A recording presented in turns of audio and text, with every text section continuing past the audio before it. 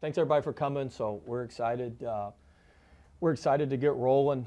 Our summer program's off, and we're moving into, building the foundation for the season. And so, very pleased with our progress. I think we're ahead of where I thought we would be at this point. Last time we met, we weren't all that healthy. We're as healthy as we've been. We'll be able to practice with 14 of our 15 players today, which is critical. Only one who isn't cleared right now is Darien Williams. He's going through concussion protocol. He's on the back end of that, and we'll continue to monitor his progress, but we anticipate having him middle of this week if he keeps hitting all the markers. It's something you don't want to rush anybody back from, and so he's the only guy that's that's out right now. Everybody else is available, and so very, very pleased with our progress this summer. As I mentioned, our strength and conditioning staff and our nutrition staff with Coach Golden, Coach Solsiak, and Allison Wade, they did a phenomenal job. On average, each kid decreased his body fat by about 2%. We increased our lean muscle mass about 7%.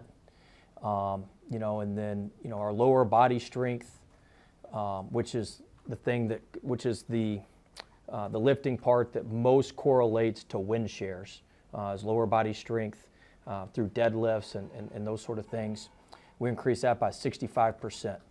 That was a huge point of emphasis for us moving in, and so our strength staff did a great job. We have an average deadlift of 772 pounds, increased our bench press by about 30 pounds each. So pleased with that. On the court, really like where we are, particularly on offense. We're tracking about 3 percentage points ahead on our three-point shooting.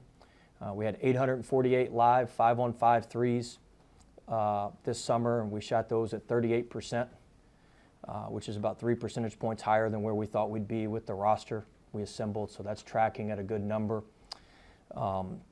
We have 4 guys shooting over 40% from 3, which is huge, led by Paul McNeel on 112 threes.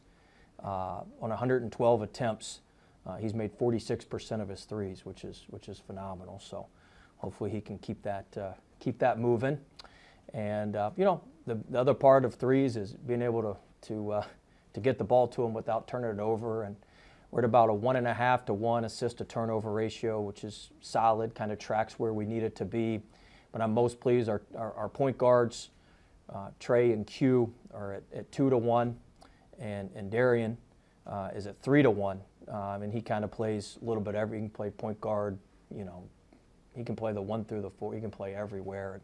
But he has the ball in his hands a lot, and him being able to make good decisions is critical for us. And so we're very pleased with his 3 to 1, and the 2 point guards being at 2 to 1 is also very, very good. So I like where we are. I like where we're the work that we put in this summer. I think our players are in a really good place. We're healthy, and we're ready to get rolling with the first practice today. Kind of ask you about the team retreat this past weekend. Obviously a little bit different than what some coaches might do. Some might say, hey, let's go have some fun right beforehand. You guys. We did have fun. Yeah. But Navy SEAL training, what went into the thought process there, and how do you feel like the team came out of that? Well, the retreat's much more than the Navy SEAL training.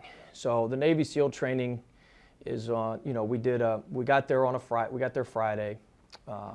No cell phone reception, except you got Wi-Fi in the camp mess hall. But outside of that, no cell phone reception at the cabins or anything. So the bigger part is our guys staying together, our staff staying together.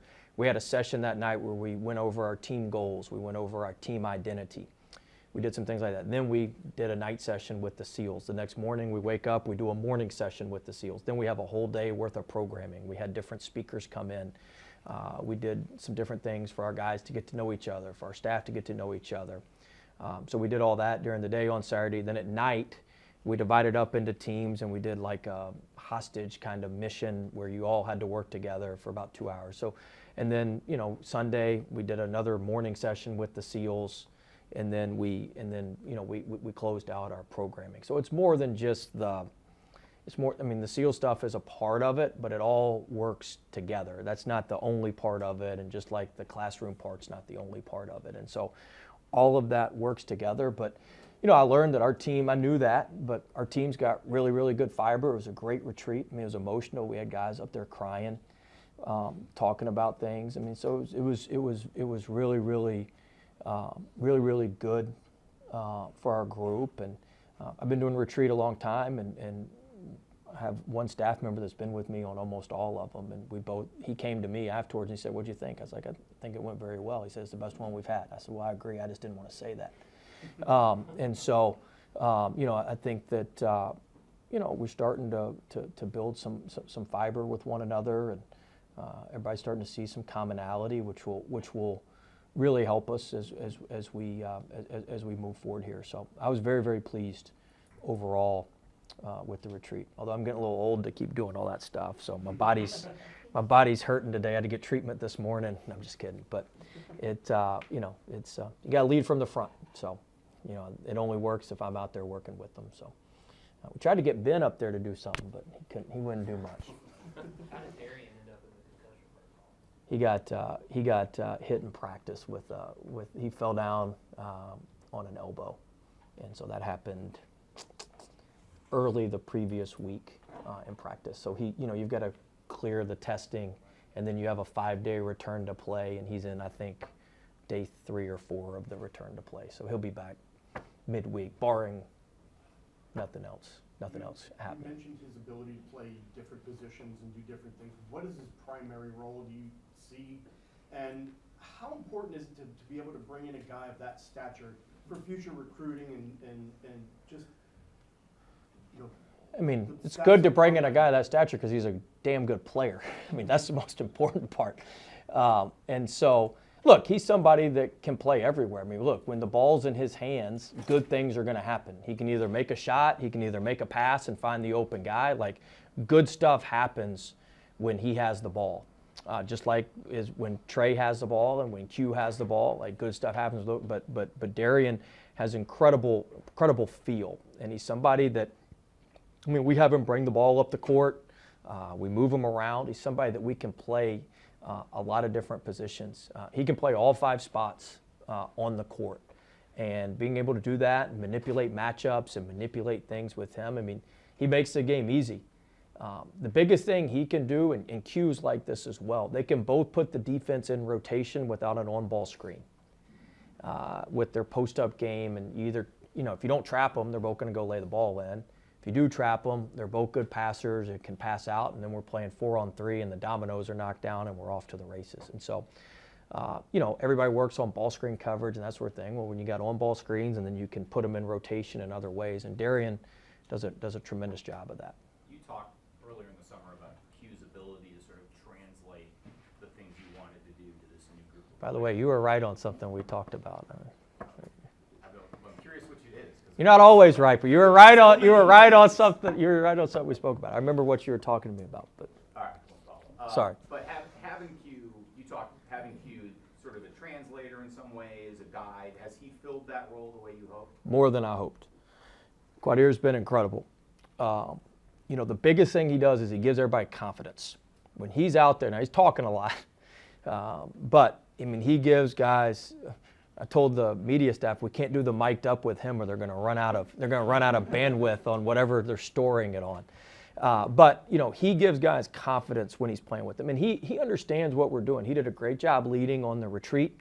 You know, he knew the SEALs. We used the same guys for years. Like, he knew those guys. He does a great job leading, and he, you know, I have to be careful because he prepares the guys. Sometimes, you know, they zig. I like to zag. So he kind of keeps me on my toes having him around because I can't use some of the same tricks all the time.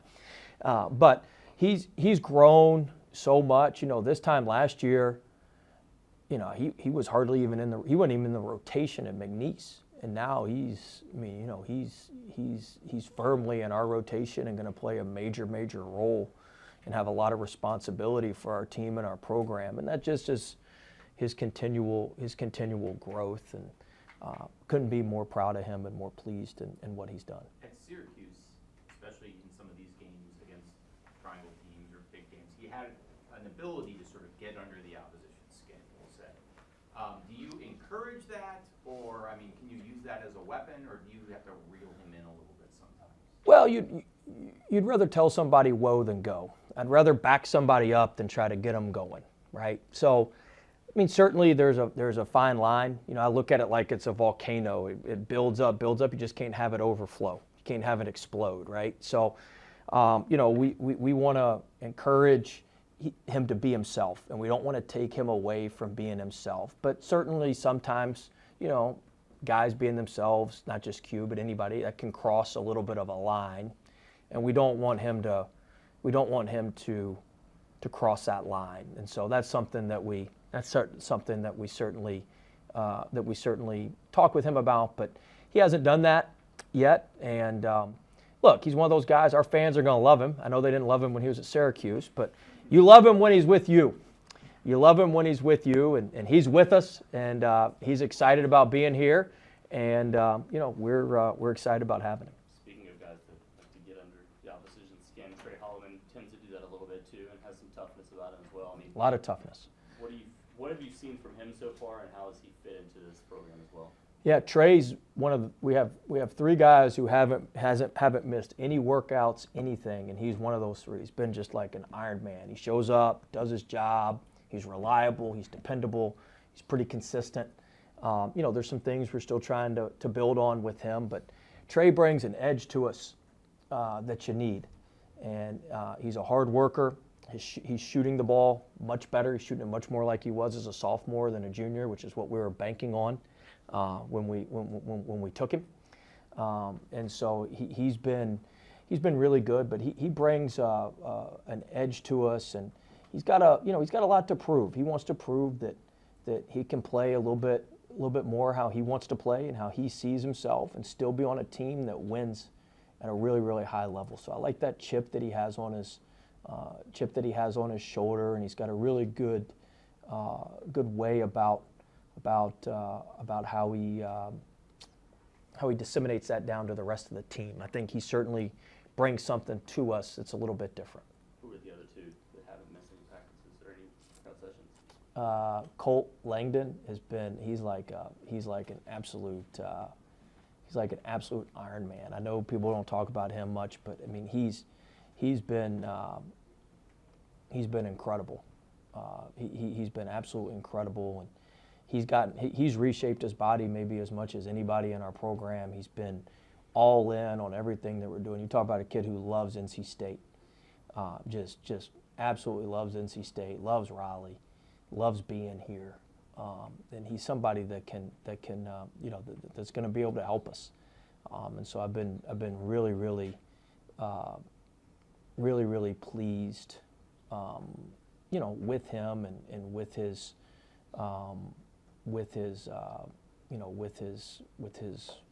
work ethic.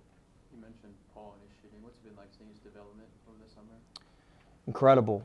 I'm very proud of Paul, both on and off the court.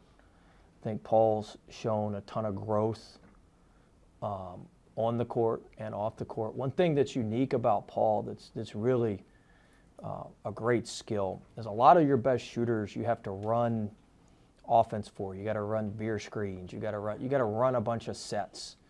Paul gets a lot of his shots just in the flow of the game, and they're very, very good shots.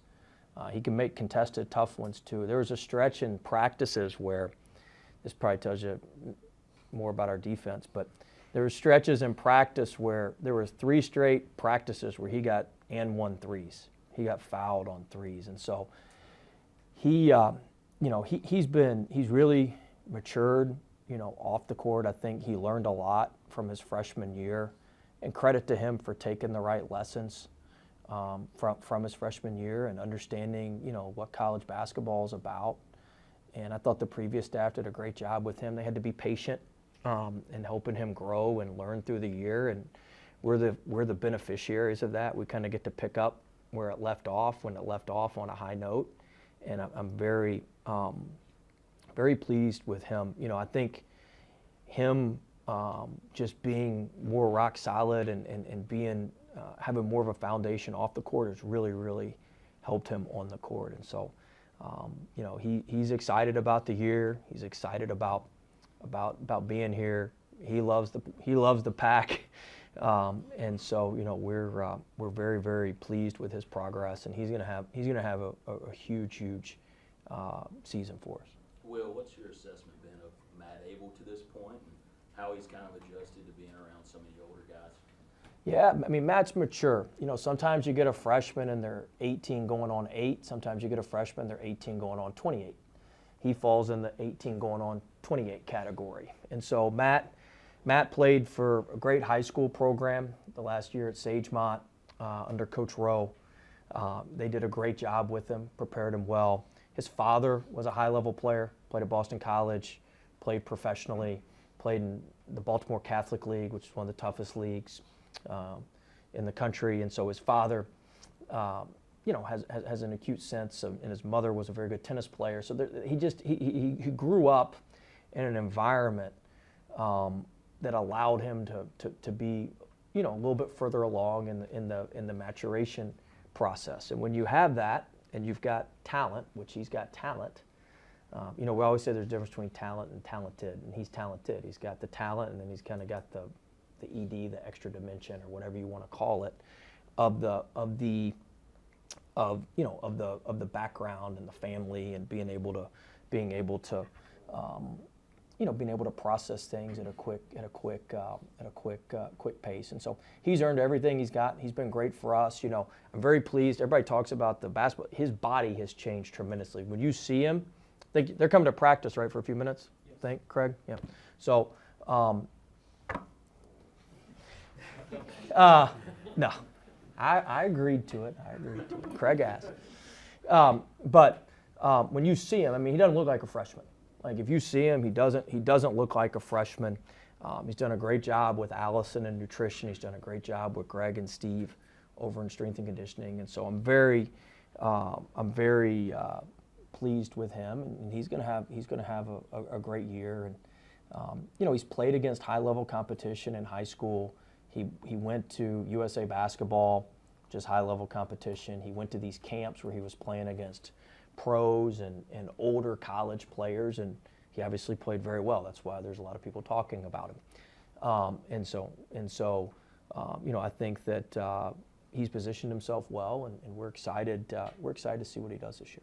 Last time we were here, you wanted to add another big man. You did that with Musa. Yes, we did. What's it like getting him? Huh? What was it like getting him, and what does he add to this team? I'll say this: we've been in a lot of different recruiting battles and a lot of different recruiting stuff. This was an all-timer. We got him here by about 12 hours, and it was a team effort. Our academic people, led by Katie, and those folks, they did a phenomenal job. Our administration, Boo and Michelle, our international office, with Miss James over there. It was wild, and everybody did everything they could to make it work, and we're unbelievably appreciative. But one of the reasons, you know, it's so great is he's maybe one of the nicest and most appreciative kids you'll ever meet.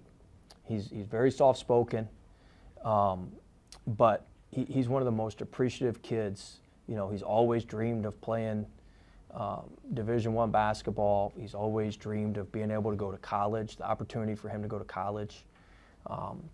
You know, he's got 6 siblings back in Gambia, and only one of them played junior college basketball here in the United States, but the rest of them are still, like, he's so appreciative of NC State. He's so appreciative of what everybody's done, you know, and you know, he's been best friends with Kayla and Sierra over in academics the first couple weeks, trying to get caught up on everything. But luckily, he speaks good English. Gambia was colonized by the British, so English is the first language over there, which was helpful. Come for the basketball, stay for the history lesson. But you know, he makes it look. He's a good player. I mean, here's the thing. The first practice, a couple of our players were like, golly, you guys like, guys, did y'all Google him or anything? And they're like, well, yeah. I was like, did you see he declared early for the draft and did like 5 NBA workouts? Like, this kid's a real player. Like, we didn't just go we weren't dumpster diving. We didn't just go find him, off the trash heap. Like, this guy's a real player. And I think our guys were a little bit surprised. He measured in, just shy of 6'10", so he's a little bit bigger.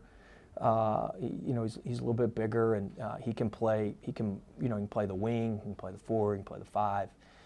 We can use him and move him around, but he is an elite defender. I mean, Terrence Arsenault is one of the best defenders in the country, and Musa is every bit as good a defender as Terrence is. And so we feel like it kind of completed our team. We had a little bit of a void there.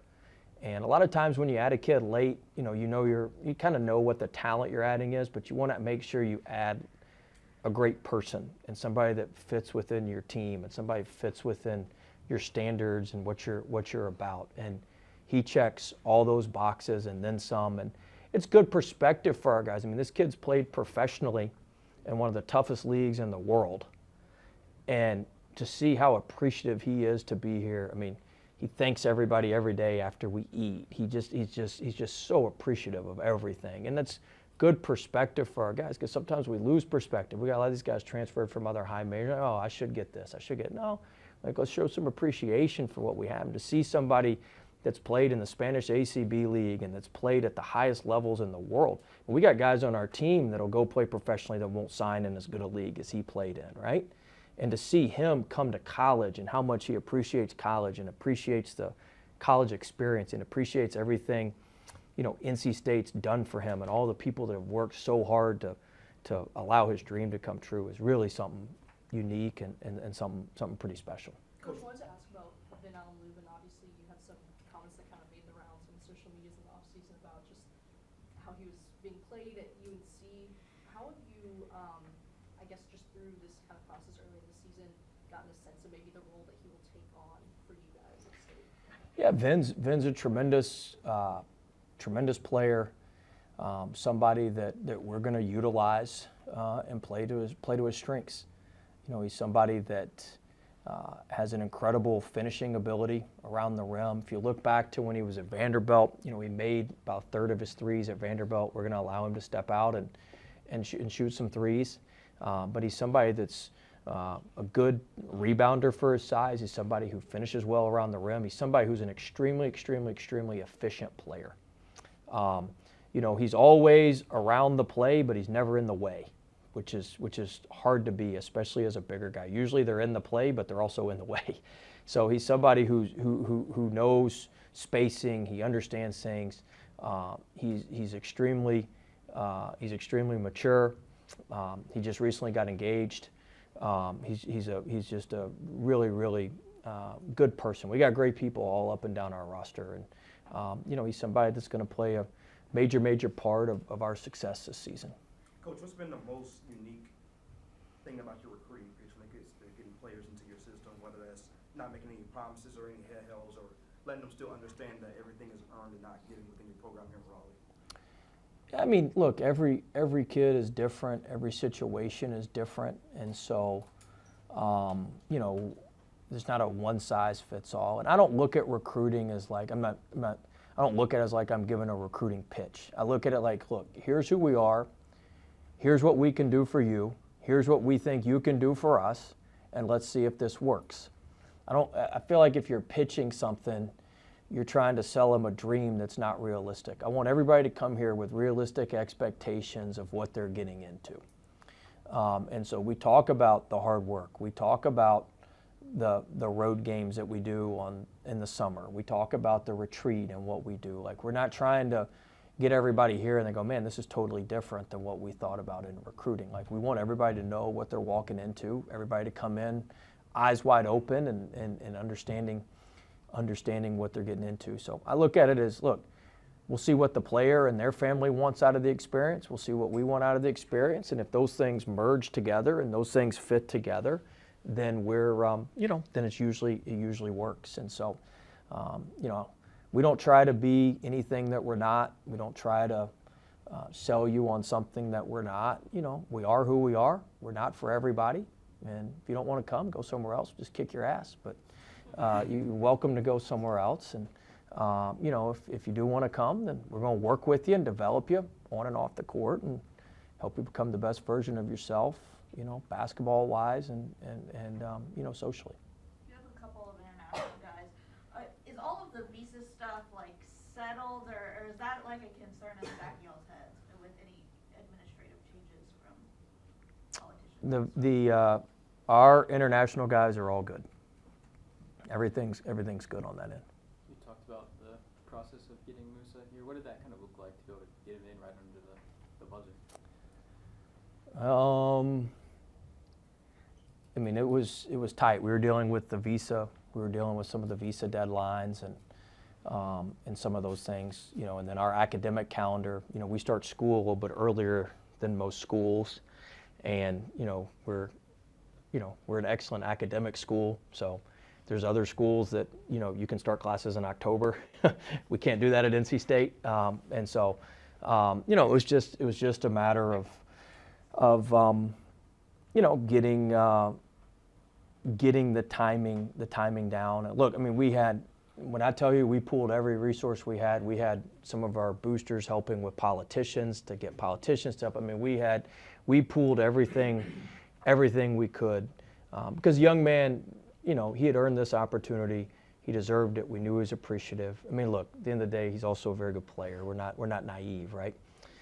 This isn't the YMCA. We're running a highly competitive basketball program, but it was just everybody coming together and work. I mean, look, our international office. I mean, they're emailing at 12:30 in the morning here, which is 6:30 in the morning over in Spain. I mean, like they were working overtime. We had a little luncheon for them to thank them a couple weeks ago, and so look, everybody worked hard and pulled together, and I think it showed. I told the kid. I mean, he was just so appreciative. I think it showed, who NC State is. I think that's what we do. Like, we pull together. It may not always be pretty, but we figure it out, and I think that's how Boo runs the department. I think a lot of it's comes down from him at the top, and we just, we figured things out. It may not always be pretty, it may not always be seamless, but we're going to get it done. We got the job done, and there's a lot of people that helped get that done, and he's going to be the difference in us winning 2 or 3 games this year, and there's going to be a lot of happy people, and we're very, very appreciative of everybody's dedication and hard work to make it happen. Where do things stand for Alan Breed heading into day 1 of practice? He's cleared for practice. He's been working out. He's only been cleared about a week. He looks good. He's moving good. The main thing is we don't have any swelling with the knee right now. He's not wearing a brace. He's wearing kind of a sleeve. I always joke with him. He looks like that copper fit, like the old band, He always looks like he's a retiree walking around with the sleeve on his leg. But it's incredible, the technology. You don't have to wear like a bulky brace. He can wear the sleeve and so he's been moving well. He's been shooting it well. We got to get his conditioning right. Obviously, the timing's going to be a little bit different, just getting back in and how fast the pace is and how quickly you have to move and make decisions. But we feel good that he'll continue to make progress. We're 6 weeks out from the first game, and so we've got to continue for him to progress through things. But we like where he is now. He's got great attitude. Kind of, it's been hard. He hadn't played in a while, and him being able to practice has given him a little bit of a second wind, and kind of given him a little bit more pop to go out there and he can see the finish line now. A lot of times he couldn't see the finish line. It was so far in the distance, and I think that's really helped expedite things the last month or so. Will, we've seen a lot of the Red Reckoning branding from the athletics department and such. What does that mean to you, and how have you kind of seen your players adopt that demeanor on the court? Yeah, I think the Red Reckoning is that this is about everybody being in it together. And I think when all of us are in it together, NC State's a force multiplier. When I mean in it together, it starts with our administration. They're all in. They want to win. Then it goes to our players and our staff. We're all in. We want to win. Then it goes to our fans. They're all in. They've been all in. They want to win. All right? And all of us together are a force. You know, we're NC State. We're red. You know, blood's red, right? Not blue. Blood's red. So red, and then it's going to be a reckoning for the ACC and for college basketball. You're going to have to deal with this. You hadn't had to deal with this because we hadn't always been on the same page. This is about all of us tying in together, all of us being on the same page, all of us rowing in the same direction. All right? This isn't the Will Wade Wolf Pack. It's not the Boo Corrigan Wolf Pack. It's not the this is all of us together. This is NC State. This is NC State. And so this is all of us working together, and we have an incredible administration. We got incredible players. We got a great staff, and we've got one of the best fan bases in all of college athletics, and I think we have one of the best fan base in college basketball. We just haven't always been aligned and on the same tune. We're aligned now, and when we're aligned, there's nothing we can't do. There's nothing we can't do. And they're going to see November 3rd, that thing's going to be sold out. We're about a week away from selling that deal out on November 3rd. We're almost at 10,000 season tickets right now. Like, it's coming. And people are going to have to deal with us, and people are going to have to deal with us a lot sooner than they think, because our team's a little bit better than I thought. We got a damn good team. All right? And so people are going to have to deal with us here real quick. And they're going to see when we're all aligned, and we're all as one, and we're all moving in the same direction, you better get the hell out of the way. Where's the team further along than you thought to this point? I mean, our team cohesiveness. Look, we do profiling in recruiting. So we have, and we've got one of the best in the country with Andrew Slater, our general manager. Drew does a great job of, we know stuff they don't even know about themselves. So, you know, we and our assistants do a great job, and Adam and Brandon and Vernon, they all do a great job of doing that. And Patrick, you know, we pool all of our resources. So we have a pretty good idea. Like, one of the traits we look for in recruiting is resilience. You know, we want guys who are resilient, guys who have overcome some adversity. I've had to overcome some adversity. We want guys, because if you've done that, you're more likely to overcome adversity when you get to college. And college basketball is tough. This is a tough deal. It's a competitive world. And so, you know, I feel like that our guys have all seen the adversity. There's a respect and a care and a togetherness that sometimes takes some time. And I told our guys at the end of the retreat yesterday, like, we can have a special season, and we've got to continue. We've got to put into action what we've been talking about. And I've seen good signs and positive signs that we're putting it into action. But we've got to put this into action, and we can have a special season. We've got talented guys. We got a really good roster. We got really, really good players. Adding Musa has allowed us to give us the front line depth that we really, really need. So we have everything that we need. If it don't get done, that's on me. I got everything I need. I ain't complaining about nothing. We had the NIL backing that we need. We have the rev share backing that we need. We got the staff that we need. It's on us to deliver, on me to deliver, and we're going to deliver. But our guys have come together. Our guys have connected in a way that you know when you set it up that the profiling says that all this is going to work. But you know, that's on data. That's not the real world. And the data is happening in the real world. And it's fun to see. It's special to see. And I think that gives us a chance to really move forward. Coach, you've taken over a team that's had one of its best seasons and one of its worst seasons in the last 2 years. Now that you've had the offseason to kind of figure out your roster, figure out the rotations, what's the message you want to send to the Pack faithful? I think I just said it. We're good. We got a good team. A lot of coaches get up here and badmouth their teams. Like, we're damn good. We got a good team. We're going to play hard. We're going to be fast and physical. We're going to get after you on both ends. We're going to be the aggressors on both ends. We're going to play for NC State. You know, and we're going to be consistent. You know, that's the biggest thing. We hadn't had the consistency that we need around here. That's what you said. We're like the Dow Jones. We're up, down, up, down, up, down. We're like the stock market. Like, we've got to be a consistent stock. that there's small growth every year, but you know what you're getting. And that's what we're going to be, and we're going to lay the foundation for that this season. Jordan Snell is not a guy Well, that- how did Mikey Wilkins perform this summer? And with so much experience on the roster, what do you expect from him in his freshman year? You know, Mikey, we're excited about what he can become. You know, he's a ways behind right now. He's somebody that got here a little bit late. He had some academic things to finish up over at Christ School. We're working daily to get him in shape. He's somebody that can really help us. He's got great feel. He moves really well. But there's a lot of things that we need to polish off. But he's going to be a special player for us. He's going to be a very, very good player for us, you know, in time.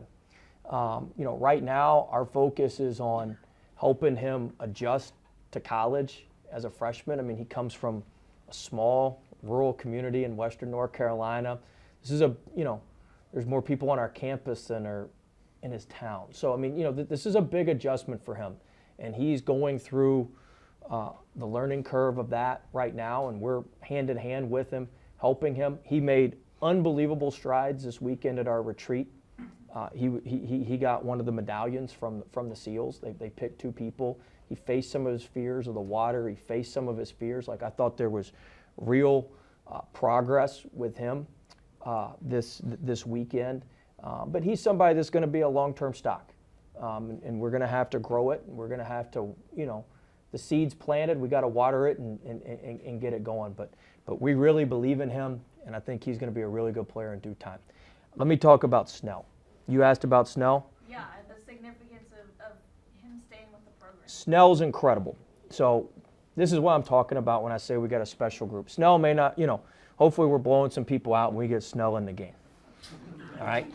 Now, he's as vital a part of our team as anybody. In fact, today, if we had to send a team captain out there, it'd be Jordan Snell. He's held this thing together. And he loves this place. He's our representative on every board known to man. Him and Vin are our SAC representatives. Snell is somebody who has an incredible presence to him, never has a bad day, is always excited, gets our other guys excited, and is somebody that has unbelievable leadership ability, leadership qualities. Our guys look to him. He's like a big brother to a lot of our guys. You know, we had a guy who was sick, who stays, and he stayed with Snell. Snell took care of the guy. Like he's an incredible person. He's like, everything has to fit. Like, if you're putting together a big picture, right? Or you're putting together a big puzzle, every piece has to fit. Without 1 or 2 pieces, the puzzle's not whole. Like, the puzzle's not whole. If 1 or 2 pieces is missing, your big picture is no good, right? Snell's a huge part. Everybody's a huge part. Our manager is huge. We got an incredible manager group. Like, we didn't even talk about them. Like, all that stuff is important, and you got to have leadership within those groups. Like, Bryson and Chandler had our manager group. Like, those guys are important. Snell is just as important. Without his piece, our puzzle's not whole. And his piece is just as important as Darien Williams' piece. And that's the way our programs run. And he's somebody that's going to make a major impact on us winning. Just the juice he brings on the bench, the juice he brings every day to practice. There's incredible value in that. It's a great question. Thanks, Coach. We got one more. All right. With the walk-ons kind of going away in the near future, will you miss a guy like that? With walk-ons kind of possibly going away with the Well, you can still have walk-ons. It's all on your roster limits. So you can still have walk-ons, but we'll find some good guys. It's a follow-up on Snell. We got to take that.